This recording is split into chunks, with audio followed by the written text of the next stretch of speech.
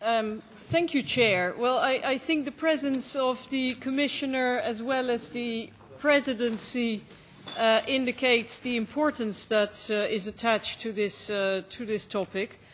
To start with the conclusion, you have all seen my draft report in which I recommend to vote against, or rather to withhold consent to the 2011 draft agreement with the United States on the transfer of PNR data. I have to underline that it gives me no joy to recommend to this House that we reject the agreement. I think it is fairly obvious from the procedure that I had proposed 2 years ago that what I wanted was to get at a result that we could wholeheartedly endorse. Indeed, that is what happened with the agreement with Australia. And we all know that we have to compromise sometimes, that we cannot get 100% of what we want. We did get a good compromise with Australia, but I'm afraid that what is before us now is simply not good enough, not by any stretch of the imagination. If you go back to where this all started in 2003, because we have been negotiating for 9 years. There have been 4 consecutive versions of this agreement, 2004, 2006, 2007 and 2011. The 2004 agreement was challenged by this Parliament before the European Court of Justice. We sought annulment of the then version of the agreement. We obtained that, not quite on the grounds that we had proposed, but still. And at the time, the European Parliament had no powers to vote on international agreements. But I think that if Parliament takes the trouble of challenging an agreement in court, that you can safely assume that we thought that the agreement wasn't good enough, otherwise we wouldn't have done that. There was an interim agreement in 2006, and then there was one in 2007. And because of the entry into force of the Lisbon Treaty, we were then asked to vote on that. Now, we didn't vote on it because I proposed as a rapporteur that we suspend the vote and try to renegotiate the agreement. But by deciding not to vote on it, you can also deduct from that that we considered that the 2007 agreement was not good enough. Otherwise, we could have simply proceeded to the vote 2 years ago and we would have had an agreement in place by now. We laid down our criteria for consent in 2 resolutions that were adopted in May and November 2010. So I think that gives us a kind of compass to assess the current draft against. We will have to recognise that on some points some progress has been made. Of course, some progress has been made.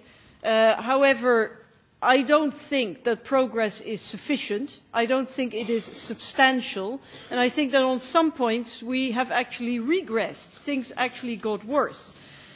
I will not go into what is actually the key question, that of proportionality and necessity. There is a legal requirement in Europe that the use of personal data, and certainly on such a massive scale, has to meet the criteria of proportionality and necessity.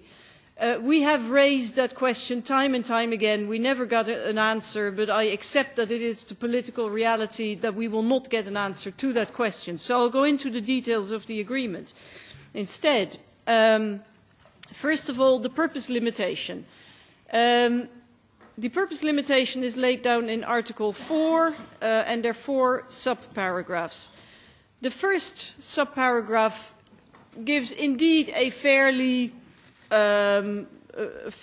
well-defined limitation of the purposes that PNR data can be used for, namely, as Parliament had requested, the fight against terrorism and serious transnational crime. I'm sure that lawyers can find flaws in the definition, but let's say that on the whole, I think the definition in Article 4.1 is not too bad. However, there is a snag, and that is Articles 4.2, 3 and 4. Because where in Article 4.1 it says you can use the data only for the fight against terrorism and serious transnational crime, which is good, if you then continue to read in paragraphs 2, 3 and 4, it says, and for a range of other purposes. Fairly unspecified. If ordered by a judge, well, you know, what does that mean? The original wording was if required by law. For the purpose of screening people at the border and for other reasons that you can read in the report. I will not read out the whole paragraph. Unfortunately, Articles 4.2, .3 and .4 undo the good work of Article 4.1. And that means that the data can still be used for a very wide range of purposes that are completely unrelated to counterterrorism and serious transnational crime. That is a big problem. That is a big problem that we should have solved in this agreement. A second problem is the retention periods. Basically, the data will be retained indefinitely, not 15 years as some people think, indefinitely. The first 15 years, the access to the data will be progressively restricted, which is good, but that's not quite the same as saying that they will be depersonalized, because the data can be repersonalized at any given moment. After 15 years, the data, according to the agreement, will be anonymized, although it is not specified how. But we need to keep in mind that the retention period is indefinite. The data will not be destroyed. Now, if you go back to the 2004 agreement, the retention period then was 3.5 years, after which the data were destroyed. And at the time, Parliament considered that that was excessive. So we cannot possibly accept now a retention period that is indefinite, although data will be anonymized after 15 years. Push-pull, we said very clearly in the resolutions of 2010, push only. That means that the Europeans will filter the data and push them to the US. That is also what is specified in the agreement with Australia. However, in the current agreement, it says that pull... guys, there are a lot of people talking here around me. I find that slightly distracting. Sorry. It's still, the current agreement still allows for pull, and it says only in exceptional circumstances and well logged and what have you. But if you look at the practice, first of all, I see no reason why. I really see no reason why. Because let's say that the US get what they want, which is what they call a real-time push.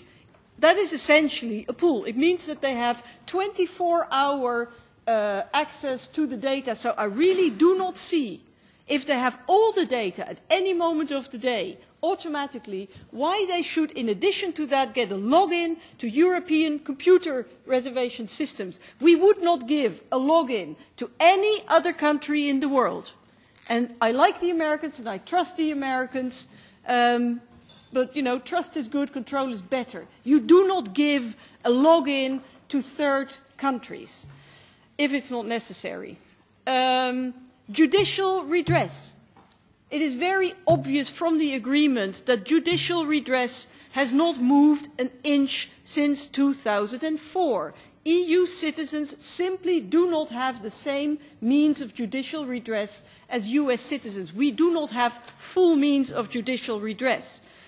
Onward transfer has not improved. The wording of the paragraphs may have improved, but the conditions are essentially the same as they were in 2004 and in 2007. Sensitive data. In 2004, the use of sensitive data was completely banned. In 2004, remember the agreement we challenged in court. Now it is allowed under certain conditions which are not clear. Well, I won't even say anything about the legal base. Now, we have to consider very well what the consequences are, both of a yes and a no, giving consent or withholding consent. If we give consent, as we have done, for example, to the SWIFT agreement or the PNR agreement with Australia, what will happen then? Well, nobody has a crystal ball, but I'm pretty sure that somebody is going to challenge this in court. And chances that the judges will not look at the political context, but they will actually look at the legality of the agreement are of course, very strong. I mean, it is very likely that a judge is going to test the legality of the agreement and not the political desirability. So we will have to consider, we will have to be absolutely sure that what we adopt stands up in court, because otherwise we look like idiots. Now, in the other scenario where Parliament will withhold consent, what will happen then? My prediction is that the data will continue to flow. I don't think that transatlantic air traffic will be suspended, frankly. Most of the member states, to the extent that we have been able to verify, have bilateral agreements in place with the US that would provide a legal base for the transfer of data. It's a rather clumsy arrangement because it would be 27 bilateral agreements rather than one single agreement, but still there would be a legal base for the transfer of data. A problem might be that in those cases where there is no legal base, that carriers might be exposed to legal challenge. That is a very real problem, but is that problem big enough for me to recommend that we endorse this agreement? No, it is not. And two final remarks. There are people who think that this agreement can still be renegotiated. I don't think it will be, frankly.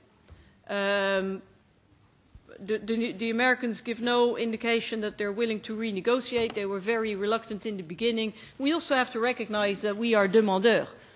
We want the Americans have every right in the world as a sovereign country to ask whatever data they want of people who want to enter their territory. You cannot stop them from doing that. All we want is guarantees that the transfer of those data is covered by legal safeguards. And one final remark that we should also consider very well, what precedent do we create? Because we have one agreement in place with Australia. We have voted that there, we have achieved a compromise that's acceptable. This is the second one that has been renegotiated. There are negotiations ongoing with Canada because, colleagues, don't forget that since 2009, if I'm not mistaken, data are being transferred to Canada without any legal base at all because the agreement has lapsed. For those of you who are afraid that, if there's no agreement, data will stop flowing, well, this is the proof that data flow with or without an agreement. But there are other countries who are queuing up who are also currently requiring the transfer of PNR data. 3 countries that have already asked the European Commission for an agreement, but so far the European Commission has refused to negotiate, are Japan, South Korea and Qatar. Other countries that are gearing up are South Africa, for example, Cuba, the United Arab Emirates, and a range of other countries. And we really have to consider, we said when we adopted, and this is really the last thing I'll say, when we adopted the agreement with Australia, we said this will set the standard. This will set the minimum standard for PNR agreements. If we're serious about everything we've done since 2004, challenging the agreement in court, calling for renegotiation of the 2007 agreement, laying down criteria in the 2010 resolutions, adopting the Australia agreement as a standard, as a model, then we cannot possibly give our consent to what is on the table, as much as I regret it. Thank you, Chair.